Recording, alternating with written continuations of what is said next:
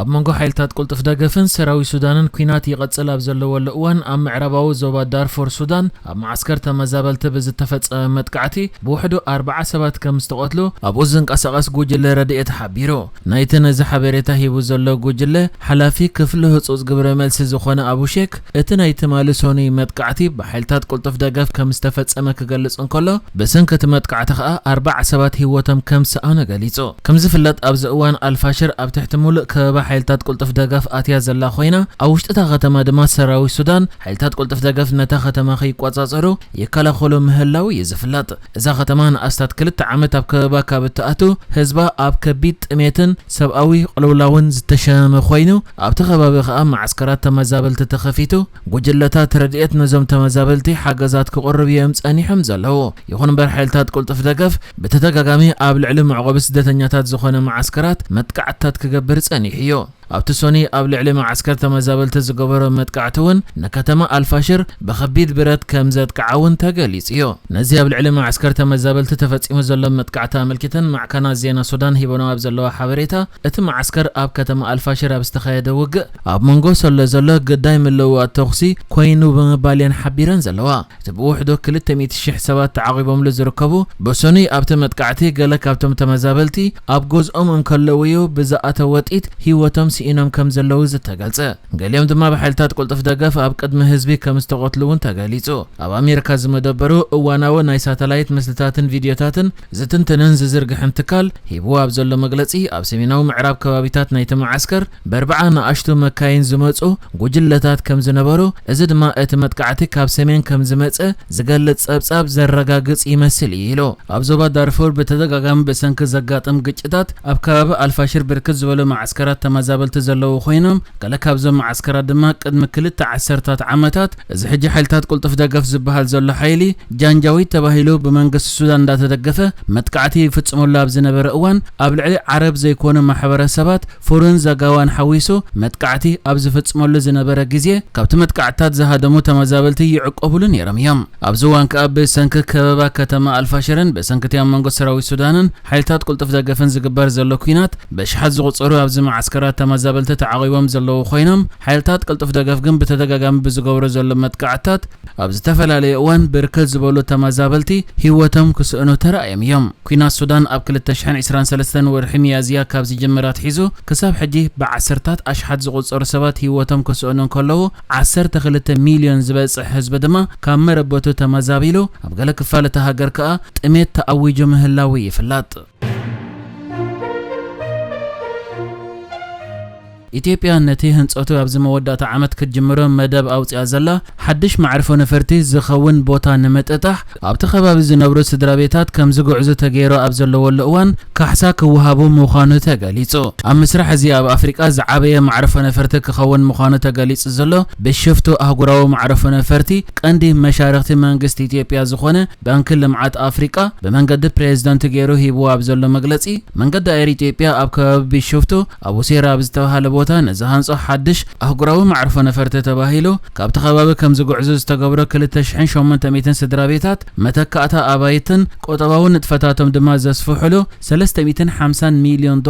ሰልዑ ይንቀሳቐስ ከም ዘሎ ኣፍሊጡ። እዚ ማዕርፎ ነፈርቲ ከዓ ኣብ መጀመርታ ምስተሰርሐ 60 ሚልዮን ተጓዓዝቲ ኣብ መወዳእታ ሙሉእ በሙሉእ ምስተዛዘመ ድማ 100 ሚልዮን ተጓዓዝቲ ከእንግድ ትጽቢት ዝግበረሉ ብምዃኑ እቲ ዝህነጸሉ ከባቢ ኣመና ሰፊሕ ከም ዝኾነ ይዝሕበር። ኣብዚ ከባቢ ከዓ ኣስታት 2800 ስድራቤታት ዝነብርዎ ከባቢ ከም ዝነበረን በዚ መንገዲ ኣየር ድማ ካብቲ ከባቢ ክለቆ ስለ ዝተገብረ መንገዲ ኣየር ኢትዮጵያ እዚ ናይ $350 ሚልዮን ካሕሳ ሰሊዑ ክህቦም ምዃኑን እቲ ካሕሳ ከዓ ብመልክዕ ኣባይቲ ከምኡ ድማ ህይወቶም ዝመርሕሉ ፋይናንሳዊ ሓገዝ ክኸውን ምዃኑ እውን ተሓቢሩሎ። ማዕርፎ ነፈርቲ ብሽፍቱ ሙሉእ በሙሉእ ምስተዛዘመ 270 ነፈርቲ ኣብ ሓደ እዋን ዘዕርፋሉ ማዕርፎ ነፈርቲ ክኸውን ኮይኑ ቅርጺ ናይቲ ማዕርፎ ነፈርቲ ከዓ እታ ፍልጥትን ብዙሕ ህንጻታት ኣብ ዓለም ዝቐረጸትን ዛሃ ሓዲድ ዝመስረተቶ ትካል ክሰርሖ ኮይኑ ዓመታዊ ከዓ 3.7 ሚልዮን ቶን ካብን ናብን እቲ ማዕርፎ ነፈርቲ ካርጎ ክጓዓዝ ምዃኑ እውን ተገሊጹሎ። أمريكا عامتاوي نقودايات سبعو مسالات بزملكت ننفس وكف هاجر أو توصل صبصب أبناي لو معامت نايكلت تشحن إسان 4 ناي سبعو مسالات صبصبة نيرتران إثيوبيان ببركز زبالك بيت جهز سبعو مسالات كاسيسا أبتي وات إزلت صبصب أمريكا نيرترا حانت خابتن زل على جهز سبعو مسالات زفت أملن هاجرات إلى خد جلس أنكلا قلقوان قدود عيو تباهيلي زغلص قدود قدب ألبو هاجراو أقولقلوت قدود مأسرتي مسوار كومدما بوليتيكاوين أسرات أب كبيد هواهو مأسار تفتصم يازلا كتبلن كلا مسالات حساب كمغلاص متأخاب هايمانوت كومدما مسالات ميديا عفوني إيلا بتوساغي زب محدار دونالد ترامب وصي زله حدث صبصب نيرترا بمتفا حنت خابتنا بدحري سرع هاجرات يلو ونقل يصوالا بجكا زون محدار دونالد ترامب نتيرترا فولي رابورتر ودو حبرات هاجرات نخو قارص ابايتو سبعو مسالات ودو حبرات هاجرات زقربت تحتو بزق او ملكع نغسس سبعو مسالات بزصارر كمز عينت حتى اقربا بمبالون ابز صبصابو اسفيري يزركب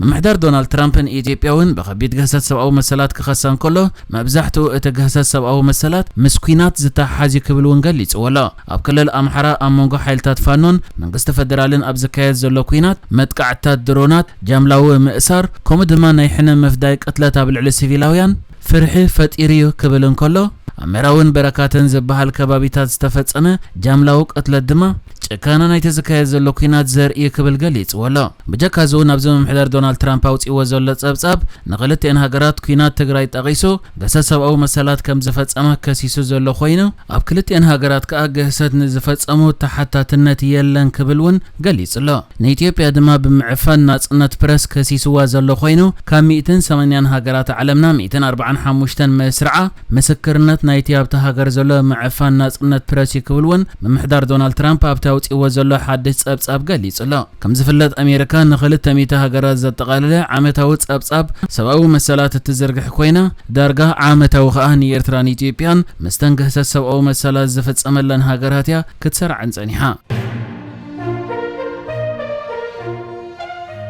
قدام منستر أستراليا أنتوني ألبانيز نإسرائيلاو مزنو بنيامين نتنياهو نكوننتن سعبيناتن كوينات كازا أم خادي زولا كبل بتر خسيسو تقدم منستر بسوني أبزهاو مجلسي هاغورن بريطانيان فرنسان سعيبا أبتيام مسكرم زكايد حفشاو على ودو حورات هاجرات نهاجر فلسطين أفلطو كتهب مخوانا أنا تسيرلا منقست إسرائيل تسفى دحر مقراصو نابزو سانة زخم زبات حز جلس ألبانيز أسترالياويان إزياب على فلسطينيان زور زلو قفعن قتلتن دو إيلو كريم زدلي زلو ويلو كوينات قازا دون ختبل سفيح سقط زوردا زلو اسرائيل افلطو هاجر فلسطين غنعون قبر شبرا مخان بمغلاص نتانياهو دما نتبع أستراليان كالوت مشارق هاجراتن زتوسد وسانه زحفر يكبل غليص ولا نتانياهو اتنسو زمرح منقس اسرائيلن بتخاب قازا زوص زلو صبصابات طميت زوردم زلو كوننه ان سفحي مصكم زلو يغلاص مسرت حماس زمحدرو منستر تعنا قازا زوص حبريتا بمسنك حصرت مغبن مازاتاتن امايت قولعن عبيتن يموتو لوي يزبال منقست نتانياهو ግን ነዝዝ ነጽቆ ኮይኑ ጠንቂ ኣብ ቃዛ ዘሎ ኩነታት ከዓ ሓማስ ይበመባል ሓማስ ብሮ ተኸወረድን ጆሆ ከረክበን ይዝሓትት ዘሎ ንሕጂ ዝተዳለወ ዜናታት እዚ ነይሩ በካለ ክሳብ ንረኸብ ሰላም ንዓኹም